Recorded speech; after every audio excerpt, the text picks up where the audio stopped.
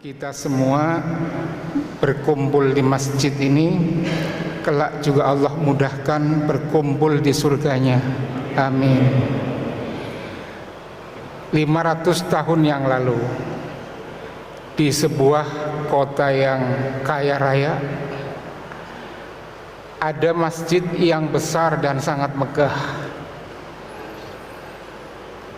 Sholat Jumat yang pertama untuk peresmiannya ini dihadiri oleh kurang lebih 220.000 jamaah. Jadi bukan ribuan Pak ya, ratusan ribu, kurang lebih 220.000. Yang menarik adalah untuk menentukan siapa yang berhak menjadi imam dan khotib dilakukan dengan cara seleksi yang sangat ketat. Jadi semua hadirin diharapkan untuk berdiri semua. Ada berapa tadi jamaahnya? 220.000, semuanya berdiri. Kemudian diumumkan, hadirin sekalian, barang siapa yang mulai dari kecil, dari mulai akil balik ya, sampai detik ini pernah meninggalkan sholat fardu barang satu kali pun, silahkan duduk. Jadi kalau sudah duduk gugur Pak, nggak bisa jadi imam. Itu seleksinya seperti itu. Maka dari 220.000 jamaah tidak ada satu orang pun yang duduk. Subhanallah.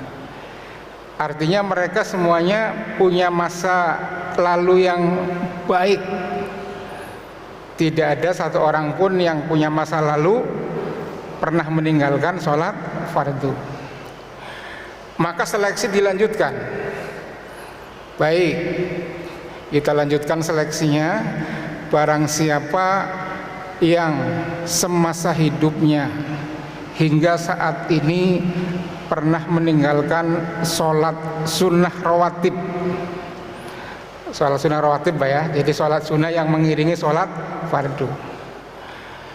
Barang satu kali pun pernah meninggalkan sholat rawatib, silahkan duduk. Subhanallah, dari 220.000 hanya sedikit yang duduk Pak. Tidak disebutkan jumlahnya berapa, tapi sedikit yang duduk. Artinya jamaah ini luar biasa, benar-benar pilihan begitu. Maka seleksi pun dilanjutkan dengan pertanyaan yang ketiga nih. Barang siapa yang semasa hidupnya pernah meninggalkan sholat tahajud, ini makin berat ini Pak. Barang satu kali pun silahkan duduk. Maka semua orang duduk kecuali satu orang. Siapa dia? Sultan Muhammad Al-Fatih. Subhanallah. Maka Sultan Muhammad Al-Fatih, penakluk Konstantinopel ini, berhak menjadi imam sholat Jumat perdana di sebuah masjid tadi. Masjid itu bernama Hagia Sophia, yang sebelumnya adalah gereja Pak ya, di mana? Di Konstantinopel.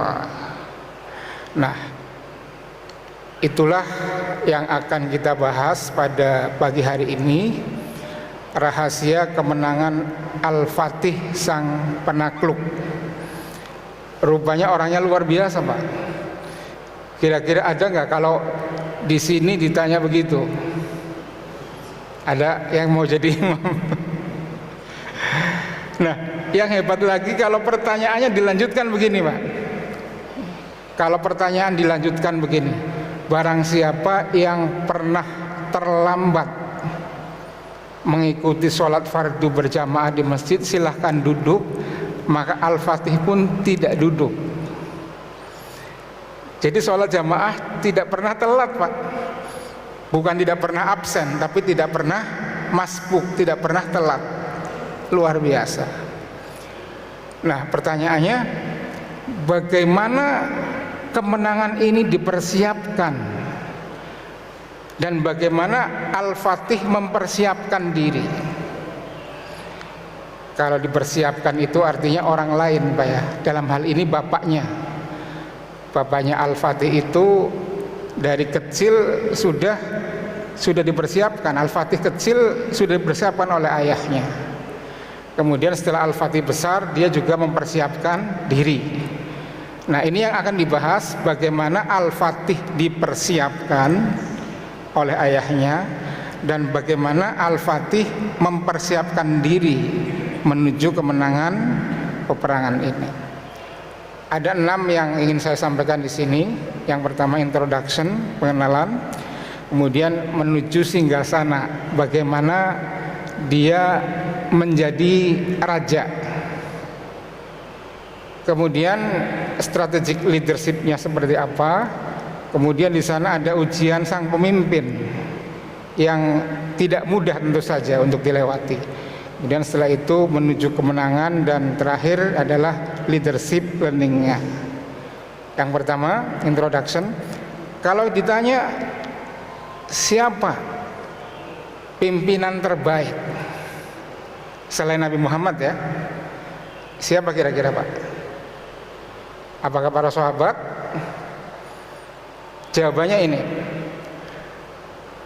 ketika Rasulullah mengumumkan kriteria pimpinan terbaik, maka ada 6 kandidat yang ingin menjadi pimpinan terbaik. Apa pengumuman Rasulullah? Rasulullah pernah bersabda dalam hadis riwayat Ahmad, "Latuftahannal Kustantiniyah, falanikmal amir amiruha, walanikmal jais dalikal jais." Sungguh Konstantinopel akan ditaklukkan. Jadi rupanya kemenangan Al-Fatih merebut Konstantinopel itu sudah dikabarkan 800 tahun sebelumnya. Dan Rasulullah nggak pakai sandi-sandi, nggak pakai isyarat, tapi menyebutkan secara langsung, "Latuftahannal Kustantiniyah." Sungguh Konstantinopel akan ditaklukkan.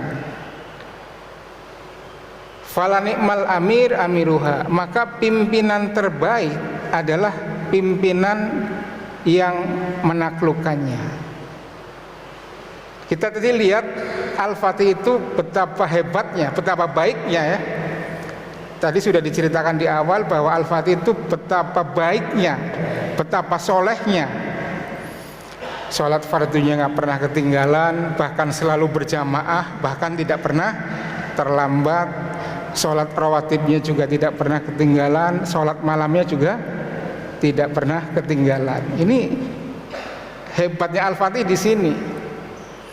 Kemudian walanikmal jais dalikal jais, dan pasukan terbaik adalah pasukan yang mengiringinya, Pak.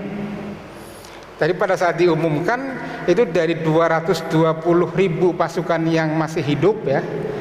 Jadi pasukannya Al-Fatih itu ada 250.000, syahid 30.000, kemudian sisanya 220.000 yang masuk ke Konstantinopel. Itulah pasukan yang sholat Jumat. Pasukannya Al-Fatih semuanya tidak pernah punya historical masa lalu yang kelam, tidak pernah meninggalkan sholat fardu. Jadi itu pasukan terbaik. Jadi untuk mencapai kemenangan itu memang selain pimpinannya harus baik, maka kabinetnya juga harus baik. Setuju Pak? Bukan pimpinannya doang, tapi anggotanya juga baik. Artinya apa? Setelah hadis ini disabdakan oleh Rasulullah, maka ini sebenarnya menjadi semacam sinyal atau perintah kepada kaum muslimin bahwa Konstantinopel itu perlu ditaklukkan. Dan untuk menaklukkan Konstantinopel itu harus menjadi pimpinan terbaik, harus menjadi orang baik lah. Maka pada zaman Khulafaur Rasyidin tidak ada penyerangan Konstantinopel. Kemudian setelah Khulafaur Rasyidin berakhir ya, dari Abu Bakar, Umar, Utsman, Ali, kemudian kan ganti dinasti itu ya. Nah, Yazid bin Muawiyah ini adalah pimpinan pertama yang menyerang Konstantinopel. Nah, salah satu pasukannya itu bernama sahabat Abu Ayyub Al-Ansori. Ini sudah sepuh, Pak. Sebab Abu Ayyub Al-Ansori itu dalam sejarah, rumah beliau adalah yang pertama disinggahi ketika Nabi hijrah ke Madinah. Nabi hijrah ke Madinah, kemudian pertama kali singgah di rumah Abu Ayyub Al-Ansori, dan beliau selalu mengikuti perang bersama Rasulullah. Ketika Khulafaur Rasyidin habis, kemudian dinasti Muawiyah, ini masih hidup ini. Dapat dibayangkan, berarti sudah sangat sepuh ya. Kemudian gagal, maju Maslamah bin Malik, gagal juga. Kemudian Harun al-Rasyid, itu pusat pemerintahan Islam, bergerak ke Irak. Kemudian setelah itu bergerak ke Turki, Sultan Bayazid I, kemudian Sultan Murad. Nah, Sultan Murad II itu ayahnya Al-Fatih, Pak. Kemudian terakhir Sultan Mehmed, nama tertulis Muhammad ya, tapi logat Turki disebutnya dengan Mehmed, maksudnya Muhammad. Kalau Al-Fatih itu gelarnya ya, penakluk maksudnya begitu. Nah, ini hadisnya. Sungguh Konstantinopel akan ditaklukkan, maka pimpinan terbaik adalah pimpinan yang menaklukkannya. Ini artinya, sekali lagi, Konstantinopel kan ditaklukkan oleh Al-Fatih tahun 1453. Artinya sebelum tahun 1453 ini umat Islam konsentrasinya ke Konstantinopel. Bagaimana agar Konstantinopel ditaklukkan? Ini perintah Rasulullah, isyarat dari Nabi. Karena kalau ini tidak ditaklukkan bahaya. Karena mereka orang-orang kafir yang jahat yang harus diperangi begitu. Nah, orang-orang yang hidup di masa sekarang setelah 1453, tentu hadis ini bergeser fokusnya. Fokusnya bukan ke Konstantinopel lagi karena sudah ditaklukkan, tapi ke Al-Fatih. Artinya hari ini kita harus konsen ke sana, bagaimana Al-Fatih itu bisa menaklukkan Konstantinopel, seperti apa perjuangannya, seperti apa persiapannya. Maka bab kedua kita cerita tentang menuju singgasana. Al-Fatih atau Mehmed ya, itu adalah anak ketiga dari Sultan Murad II. Kenapa anak ketiga bisa menjadi raja? Karena qadarullah dua kakaknya meninggal. Pada saat Al-Fatih masih dalam kandungan, itu ayahnya membaca surat Al-Fat sambil menunggu kelahirannya. Jadi dari mulai dalam kandungan sudah ada tarbiyah di sana, sudah ada doa-doa di sana. Surat Al-Fat kan bicara tentang kemenangan. Kemudian karena kakaknya meninggal ya, maka 2 tahun, baru belajar nih, 2 tahun masih sangat muda sekali, dia sudah diajari pemerintahan, kemudian 6 tahun menjadi gubernur. Kita waktu 6 tahun kira-kira lagi ngapain ini Pak?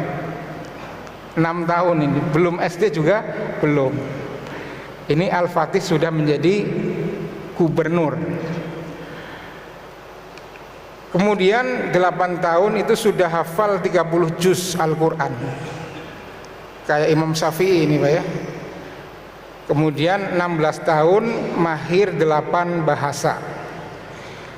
Selain belajar Islam, ilmu-ilmu agama ya, Al-Quran dan sebagainya, kemudian belajar bahasa, Al-Fatih juga ternyata belajar ilmu-ilmu lainnya seperti matematika, fisika, astronomi dan sebagainya.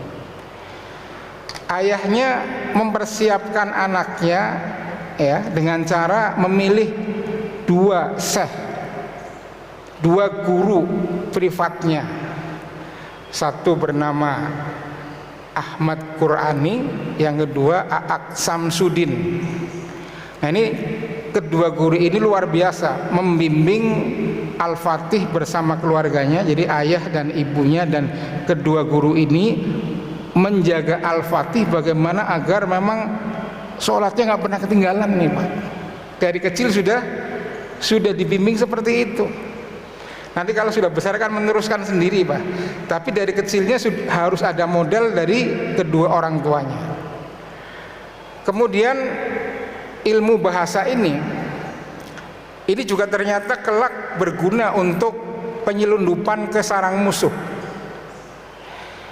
Sebab pada saat Al-Fatih menyelidiki ke sarang musuh, dia menyamar sebagai penduduk biasa. Dia masuk ke Konstantinopel, menyamar sebagai penduduk biasa, berbaur dengan nelayan, berbaur dengan petani, pedagang, militer dan sebagainya. Coba bayangkan kalau Al-Fatih tidak menguasai banyak bahasa, tidak menguasai bahasa setempat, kira-kira penyamarannya terbongkar nggak? Pasti terbongkar. Karena pas komunikasi bahasanya asing, misalkan Bapak orang Sunda menyusup ke Tegal sana, terus berkomunikasi, kelihatan nggak orang asing?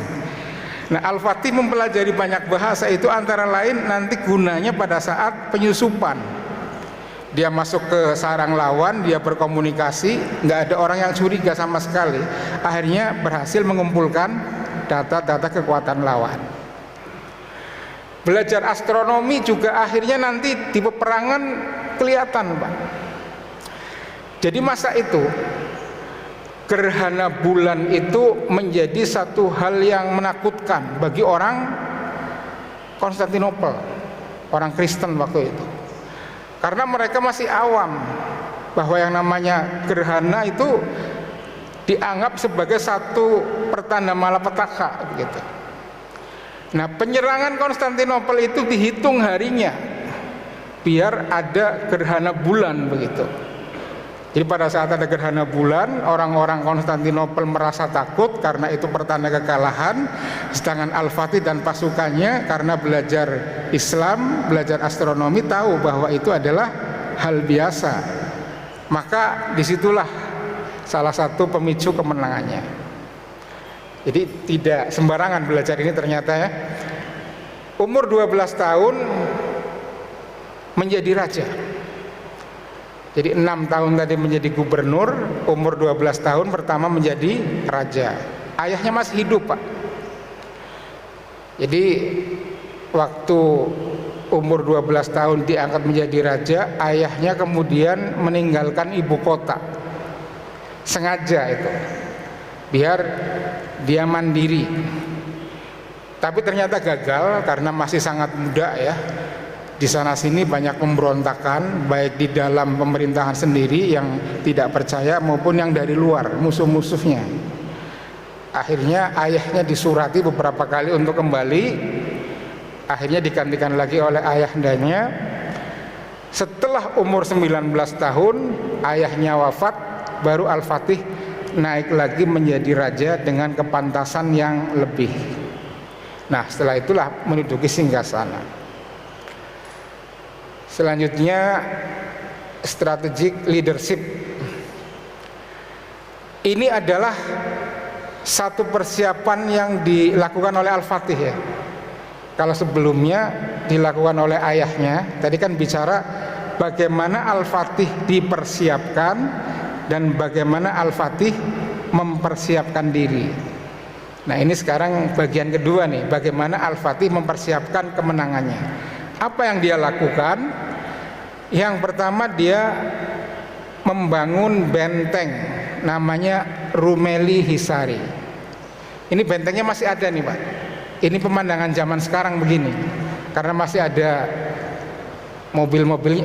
Dulu kan nggak ada ini kan, ini sekarang sudah ada. Artinya ini masih ada sampai sekarang. Ada yang pernah ke sana Pak? Kalau tur ke Turki biasanya lewat sini ya. Nah, ini benteng Rumeli Hisari adalah salah satu strategi awal Al-Fatih jauh sebelum peperangan dilaksanakan. Apa fungsinya?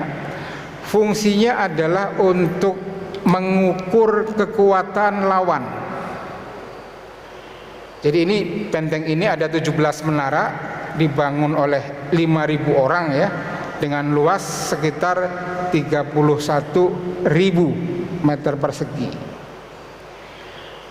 Lokasinya perhatikan, ini benteng Rumali Hisri, ini penampakan aslinya, ini posisinya di sini. Benteng Rumali Hisri letaknya di Selat Bosforus, kemudian menuju ke Konstantinopel.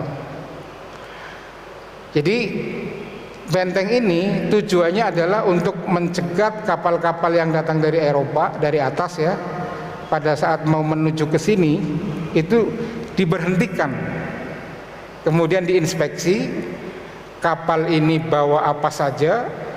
Kalau bawa tentara dicatat berapa tentaranya, kalau bawa senjata dicatat jenisnya apa, bawa makanan dicatat jenis makanannya apa, terus untuk mengukur kekuatan lawan, sehingga dapat diketahui ya bahwa bantuan dari Eropa ya, prajurit perang yang dikirim ke Konstantinopel itu ada 2.000 prajurit beserta persenjataan. Sedangkan prajurit yang ada di dalam itu 5.000. Jadi 5.000 ditambah 2.000 berapa? 7.000 ya. Pertanyaannya begini, setelah diketahui bahwa musuh di dalam kota, ini disebutnya kota ya, Konstantinopel, musuh di dalam kota ada 7.000, maka untuk menaklukkan musuh yang 7.000 itu harus berapa bawa prajurit Al-Fatih kira-kira? Jawabannya tadi Pak, ternyata 250.000.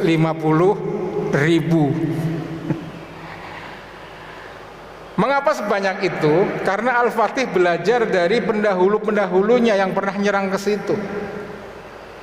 Meskipun prajurit penyerangnya banyak, termasuk ayahnya sendiri, tapi selalu kalah. Kenapa kalah? Karena pertahanan Konstantinopel itu luar biasa nih Pak. Mohon dilihat pertahanannya. Ini yang saya garis merah itu adalah batas wilayah ya. Jadi Konstantinopel itu dikelilingi oleh tembok yang sangat tebal dan sangat tinggi. Tingginya antara 15 meter sampai 20 meter. Itu yang pertama ya.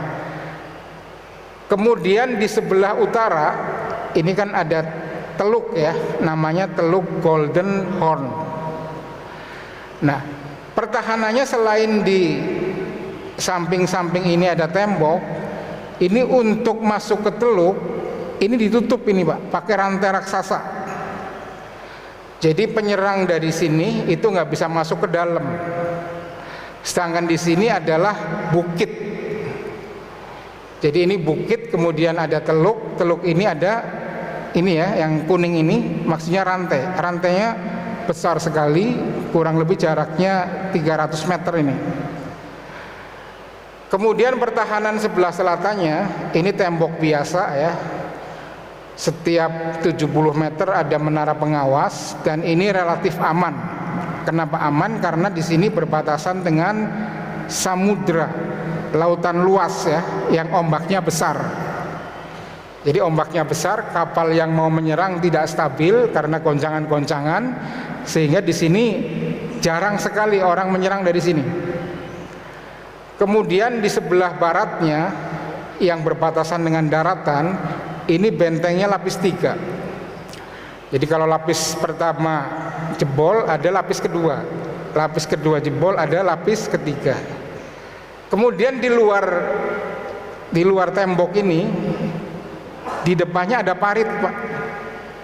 Ada parit sedalam 20 meter. Parit sedalam 20 meter, lebarnya 10 meter. Jadi tidak mudah untuk mendekat apalagi masuk ya. Sebab kuda nggak bisa nyebrang karena ada parit. Kalaupun mau berenang 20 meter ya, sebelum nyampe sudah dipanah dari atas. Jadi sulit sekali. Makanya meskipun militernya hanya 7.000 orang, tapi sangat sulit ditaklukkan. Tadi 6 orang tadi itu kalah semua, Pak. Total penyerangannya selain dari yang muslim itu ada 23 kali. Nah, kembali kepada fungsi Rumeli Hisari ya, tentang mengukur kekuatan lawan. Jadi rupanya Al-Fatih banyak belajar dari Rasulullah Sallallahu Alaihi Wasallam, terutama perang-perang yang dipimpin oleh Rasulullah ya. Rasulullah dalam perang Badar ini juga melakukan penyelidikan kekuatan lawan, Pak. Jadi suatu saat Rasulullah ingin menyelidiki kekuatan lawan, kemudian ketemu satu orang, ditanya, wahai fulan, berapa jumlah orang di sana? Maksudnya musuh yang di sana, yang di balik bukit itu, di lembah Badar itu, berapa jumlahnya? Kemudian orang itu menjawab, banyak sekali katanya. Nah kalau banyak sekali kan nggak jelas kan. Kemudian Rasulullah mengajukan sebuah pertanyaan yang sangat menarik. Berapa unta yang disembelih setiap harinya? Kemudian si fulan tadi dapat dengan jelas menjawab 9 sampai 10 ekor unta per hari. Maka Rasulullah segera manggut-manggut tahu bahwa oh berarti jumlah musuh di sana ada sekitar 900 sampai 1000 orang. Karena satu ekor unta untuk konsumsi 100 orang. Ini kecerdasan Rasulullah, Pak, nggak main-main, Pak. Dan ini strategi ini banyak ditiru oleh Al-Fatih. Pasukan Al-Fatih 250.000 orang. Bisa dibayangkan logistiknya seperti apa persiapannya? 250.000 orang. Nah, rantai yang saya ceritakan di sini di teluk apa namanya, Pak? Teluk Golden Horn atau teluk tanduk emas masih ada sampai sekarang. Ini ada di museum ya. Silakan kalau mau bisa lihat sana, masih ada sampai sekarang. Kemudian pada saat mau menyerang, ini adalah usaha-usaha Al-Fatih ya. Al-Fatih melakukan penyusupan. Ini temboknya tingginya kurang lebih perbandingannya seperti ini, Pak. Ini orang di sini berdiri di sini, temboknya itu setinggi ini, tingginya 15 sampai 20 meter ya. Modelnya seperti apa? Untuk sebelah barat yang berbatasan dengan daratan yang saya gambarkan tadi,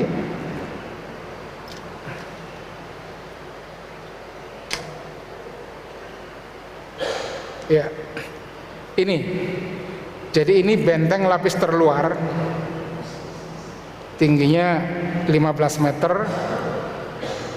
Begitu benteng ini ambruk katakanlah ya, itu masih ada yang kedua ini.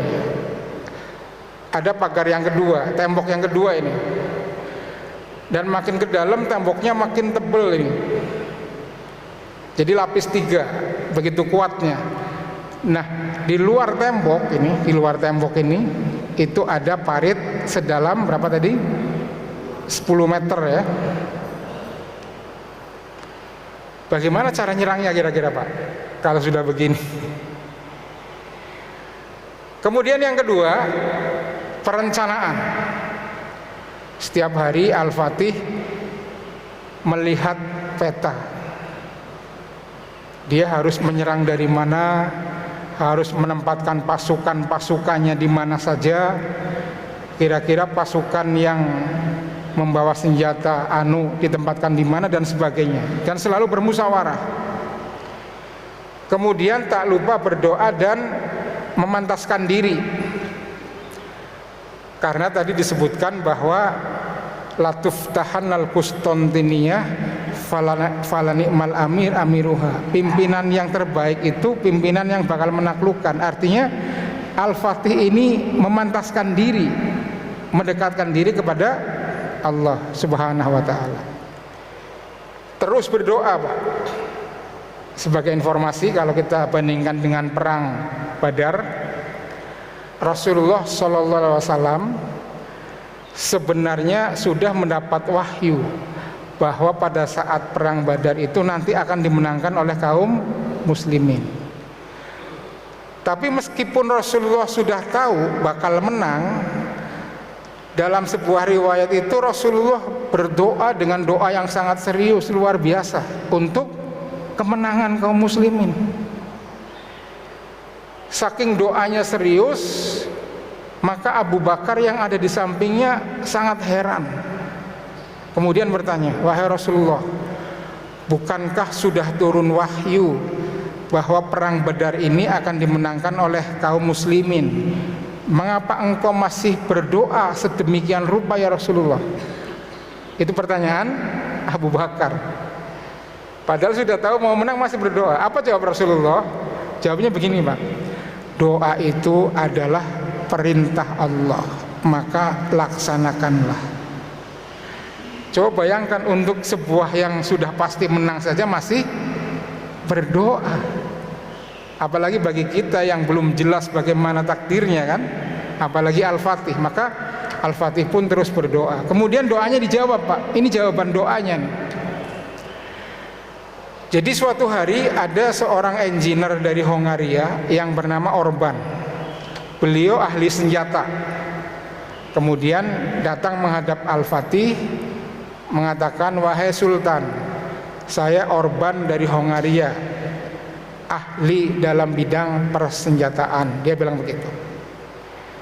Nah, Al-Fatih langsung connect nih, karena kan dia mau menyerang Konstantinopel. Kemudian bertanya, apakah Anda bisa membuat meriam yang bisa melontarkan peluru sebesar ini? Jadi digambarkan semacam itu. Kalau meriam biasa kan biasanya pelurunya hanya satu kepal, Pak. Satu kepal aja nih, kecil. Meriam biasa seperti ini. Tapi permintaan Al-Fatih, pelurunya segede apa? Segede ini. Kemudian disanggupi oleh Orban. Oke, saya sanggup. Dan Orban juga tahu bahwa meriam itu untuk menghancurkan tembok. Temboknya setebal apa tadi? 5 meter ini. Jadi dari sini ke sini tebalnya itu luar biasa. Kalau meriam biasa udah pasti nggak bisa menghancurkan ini. Inilah salah satu jawaban Allah terhadap doa-doa Al-Fatih.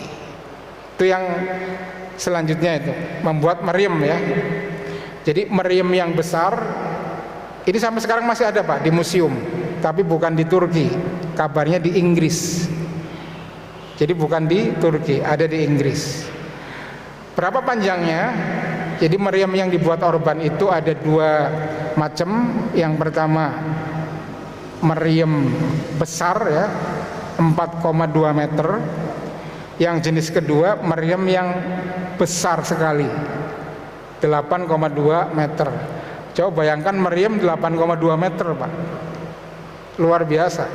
Meriam biasa paling 1 meter, 1,5 meter ini. Kemudian usaha selanjutnya adalah membentuk sebuah pasukan elit. Pasukannya pilihan. Makanya tadi waktu sholat Jumat dapat diketahui bahwa pasukannya Al-Fatih itu pasukan militan, orang-orang soleh semua. Nah, menurut pengamat perang, 10.000 pasukannya Al-Fatih itu sanggup membuat kegaduhan yang lebih sedikit dibanding 100 pasukannya orang Kristen. Coba bayangkan, Mbak, 10.000 pasukannya Al-Fatih sanggup membuat kegaduhan lebih sedikit, maksudnya lebih senyap gitu ya, dibanding 100 pasukannya orang Kristen. Artinya pasukannya Al-Fatih benar-benar disiplin, gerak cepat, senyap, nggak banyak omong, lincah. Ini gambarnya seperti itu. Kemudian awal Maret, baik, kita lanjutkan. Awal Maret 1453 ini mulai pemberangkatan 69 meriam. Mengapa pasukan meriam yang diberangkatkan terlebih dahulu? Karena meriamnya sangat besar, Pak. Coba lihat perbandingannya nih. Jadi dia jalannya sangat lambat. Ditaruh di dalam gerobak-gerobak, kemudian ditarik oleh sapi. Lambat ini perjalanannya, sehingga pasukan meriam diberangkatkan terlebih dahulu. Kemudian 23 hari kemudian ya, pasukan Al-Fatih secara lengkap berangkat.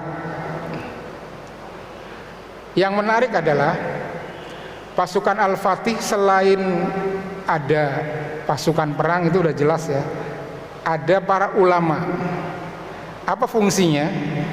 Ulama itu nanti di dalam tenda-tenda memberikan semangat, motivasi, membacakan ayat-ayat suci Al-Quran, membacakan hadis, membacakan motivasi-motivasi, sehingga umat Islam selalu dalam motivasi lillahi ta'ala. Dan yang tidak kalah menariknya adalah Al-Fatih membentuk pasukan Mehter. Coba perhatikan nih. Nah ini, apa itu pasukan Mehter? Pasukan Mehter adalah pasukan perang ya, yang tugasnya ada yang meniup trompet, ada yang menabuh genderang, ada yang menabuh simbal. Simbal itu seperti piringan logam, kemudian kalau dibenturkan bunyi ya. Jadi tugasnya ini, Pak, Mehter.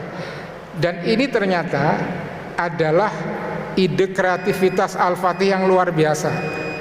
Pasukan-pasukan perang sebelumnya belum pernah ada yang menggunakan ini.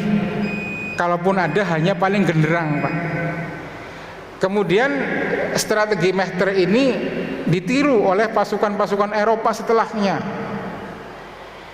Nah, menurut pengamat perang, jadi ketika genderang ditabuh bertalu-talu, diikuti dengan tiupan trompet yang sangat menyayat hati, kemudian diiringi dengan simbal yang mendebarkan, kemudian diteriaki dengan takbir yang bersahut-sahutan, maka pasukan Al-Fatih lebih banyak daripada jumlah yang sebenarnya. Terlihat lebih banyak dari jumlah sebenarnya. Jadi sebenarnya ini strategi Al-Fatih untuk membuat down musuhnya. 6 April sudah sampai di depan ini ya, pintu gerbang ini. Jadi ini kan pasukan Konstantinopel di sini, di benteng lapis pertama, kemudian depannya parit ya, kemudian sekitar 2 km di depan parit ini adalah pasukan Al-Fatih. Waktu itu hari Jumat, sehingga digelar sholat Jumat Akbar di lapangan. Berapa jamaahnya sholat Jumat itu? 250.000. Dan waktu itu diklaim bahwa ini adalah sholat Jumat terbesar di dunia. Sekarang menjadi sholat Jumat terbesar nomor 2 di dunia, karena nomor satunya di Monas.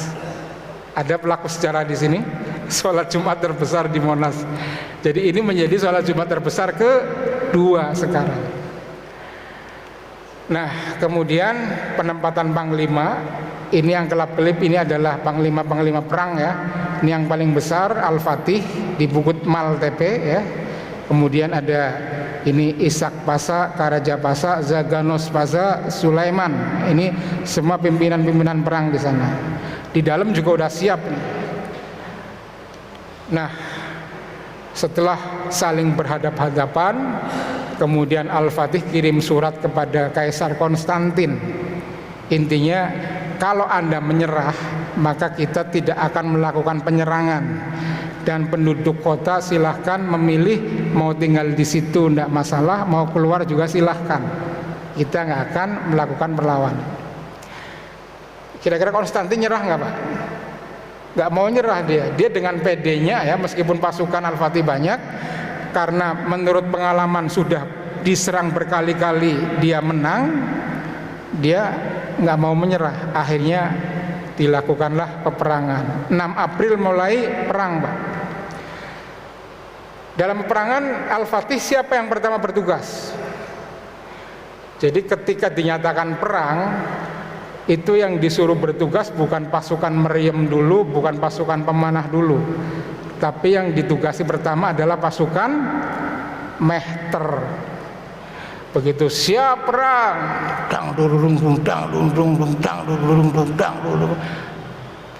trompet dibunyikan, simbal, ada takbir, sehingga orang-orang di kota sana berlarian ketakutan. Ini ada apa ini? Pasukan Al-Fatih terlihat lebih banyak dari jumlah yang sebenarnya. Luar biasa kan, mental down. Tapi Kaisar Konstantin nggak kalah akal, Pak. Begitu mendengar bunyi-bunyian yang sangat menggetarkan, akhirnya Konstantin menginstruksikan agar gereja-gereja di kota itu semua loncengnya dibunyikan. Di sana ada 365 lebih gereja, Pak, termasuk Hagia Sophia tadi yang jadi masjid. Maka kemudian pasukan Mehter melawan lonceng gereja. Coba bayangkan, Pak, perang saat itu seperti itu. Nah, setelah Mehter bertugas, kemudian pasukan meriam mulai menyerah. Yang pertama digunakan adalah meriam yang besar, Pak, yang 4,2 meter. Sedangkan meriam yang besar sekali belum digunakan, yang 8,2 meter. Kenapa? Karena belum nyampe, masih dalam perjalanan. Terlalu susah jalannya, Pak, karena terlalu besar. Nah, kemudian 10 April senjata lengkap, ya. Ini yang besarnya sudah datang, kemudian diserang habis-habisan. Setiap hari itu 100 sampai 150 peluru dilontarkan, Pak. Temboknya bolong, ambruk. Tapi sekali lagi, Konstantinopel itu bukan kali yang pertama diserang, tapi sudah berkali-kali. Jadi dia sudah berpengalaman. Sebelumnya dia sudah mempersiapkan karung-karung yang berisi batu, berisi kerikil, berisi tanah. Jadi begitu ada yang bolong ditumpuk segera, Pak. Jadi nambalnya cepat sekali. Jadi begitu bolong itu diperbaikinya dengan cara seperti itu.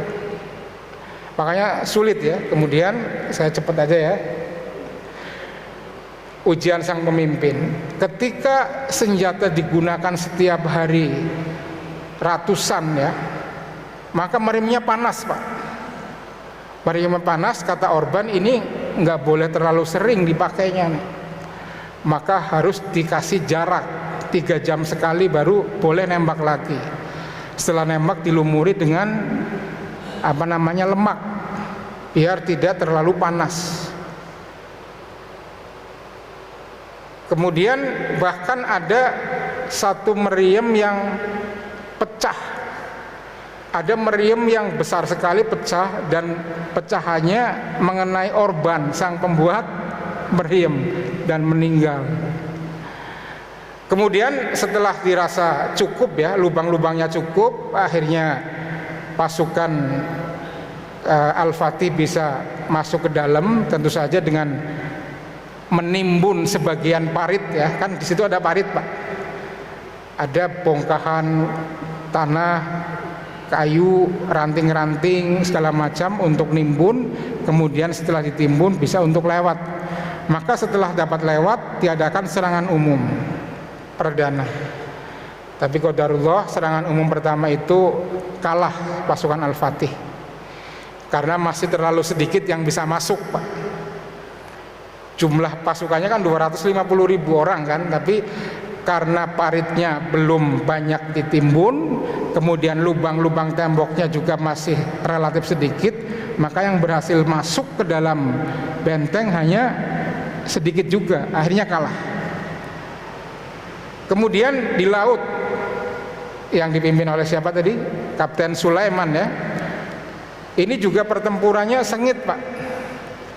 Antara kapal Konstantinopel yang berjumlah 37 orang, 37 kapal, ya, tapi besar-besar, melawan ratusan kapal Al-Fatih tapi kecil-kecil Jadi ukuran melawan jumlah nih. Siapa yang menang?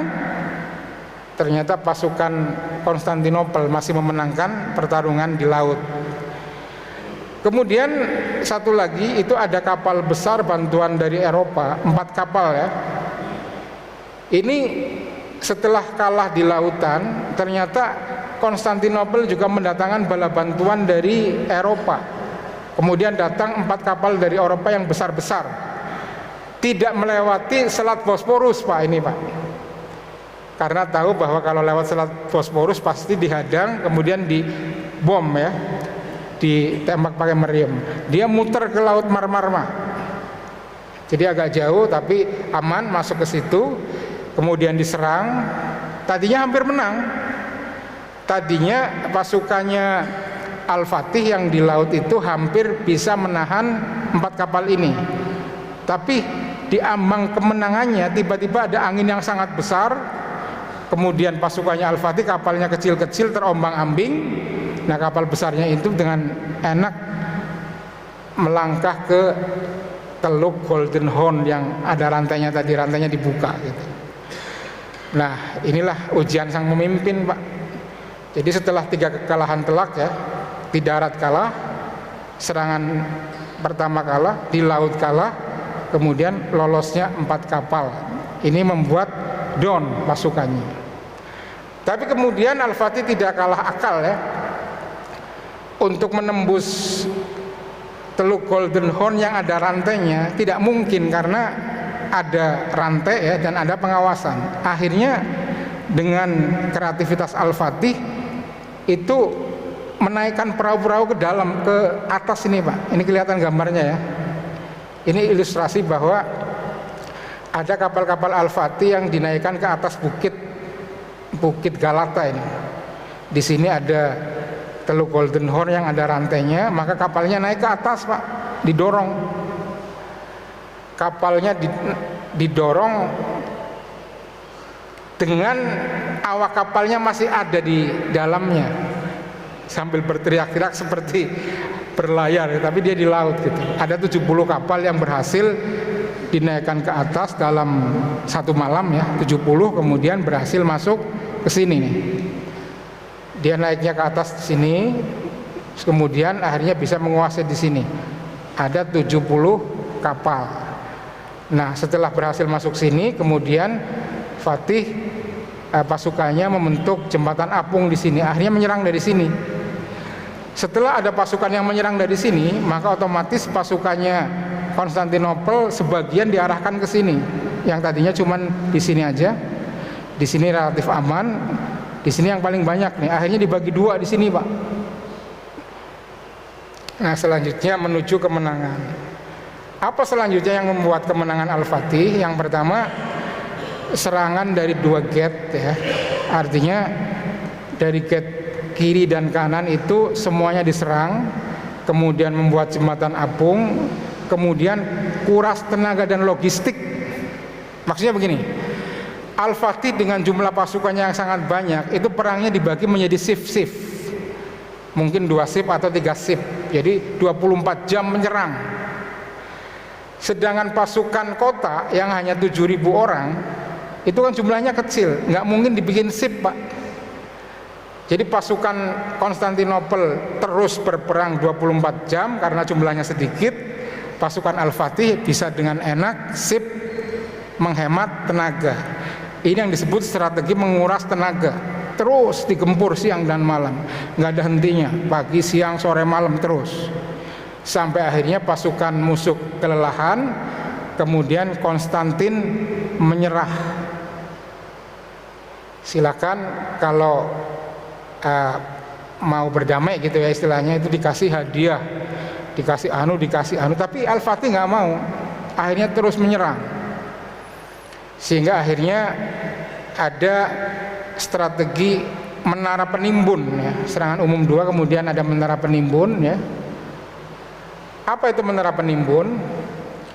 Menara penimbun itu ini Pak, mohon perhatikan gambarnya ya. Kalau menimbun dengan cara biasa, orang datang ke sini ke parit ya, kan dipanah dari atas ini Pak.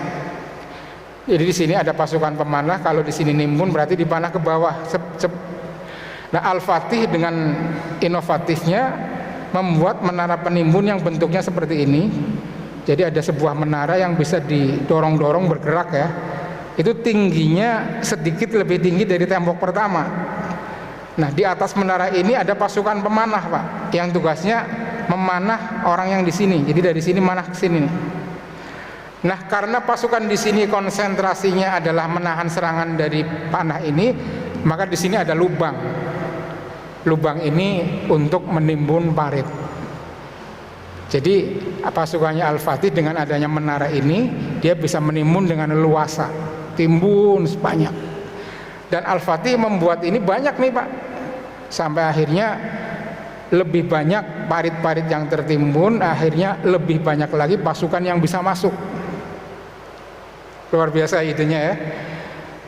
Jadi kapal sudah berhasil masuk ke Teluk Golden Horn, konsentrasinya dibagi dua, kemudian serangan 24 jam membuat orang di dalam capek, kemudian paritnya ditimbun dengan menara penimbun yang bisa menimbun dengan aman, sehingga makin bisa banyak yang masuk. Akhirnya singkat cerita Al-Fatih bisa masuk gerbangnya Konstantinopel 1453, alhamdulillah. Kemudian semua gereja-gereja, termasuk gereja yang paling besar Hagia Sophia namanya ya, itu atributnya dikeluarin, dibikin menjadi masjid. Nah, sholat Jumat pertama tadi kisahnya sudah diceritakan, alhamdulillah. Apa hikmahnya ya? Ini terakhir, bahwa kalau kita pengen menang ini, maka kemenangan itu bisa dilaksanakan oleh orang-orang yang soleh, Pak. Jika kita menolong agama Allah, maka Allah akan menolong kita. Agar kita ditolong ya artinya harus menjadi soleh. Jadi kalau Indonesia pengen menang harus dipimpin oleh pimpinan yang soleh dengan kabinet yang soleh. Terus kemudian pembelajar, tegas, semangat, fokus dan lain sebagainya. Mudah-mudahan kisah Al-Fatih yang singkat ini, sebenarnya ini ada banyak-banyak insight yang menarik, cuman karena waktunya cuma 1 jam, jadi hanya ini yang bisa saya hadirkan. Mudah-mudahan menginspirasi kita semua, memberikan semangat untuk kita semua untuk meneladaninya. Amin ya rabbal alamin. Saya tutup ya. Billahi taufik wal hidayah wal afu minkum. Assalamualaikum warahmatullahi wabarakatuh.